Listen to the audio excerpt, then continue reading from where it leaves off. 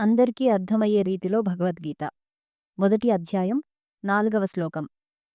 అత్ర శూరా మహేశ్వాసా భీమార్జున సమాయుధి యుయుధానో విరాటశ్చ ద్రుపదశ్చ మహారథః.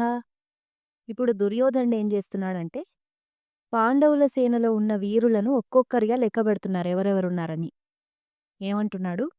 ఇక్కడ భీముడితో అర్జునుడితో సమానమైన వీరులున్నారు. యుయుధానుడు, విరాటుడు, ద్రుపదుడు. ఇది అతను కేవలం ఇన్ఫర్మేషన్ కోసం చెప్పట్లేదు. ఆ మాటల్లో భయం కనబడుతోంది. మనం భయపడ్డప్పుడు ఏం చేస్తాం? ప్రమాదాన్ని ఇంకొంచెం ఎక్కువ ఊహించుకుంటాం. దుర్యోధనుడు కూడా అదే చేస్తున్నాడు.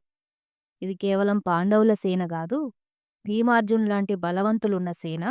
ఇది ప్రత్యర్థిని అవమానించడం కాదు, ఇంకా ఎక్కువగా గౌరవించడం ద్వారా భయాన్ని బయటపెట్టుకోవడం. మనం ఎనిమి గురించి ఎక్కువ చెప్పుకోవడం అంటే లోపల భయాన్ని పెద్దగా చేసుకోవడమే. ఇప్పుడు దుర్యోధనుడి లోపల కూడా అదే జరుగుతోంది.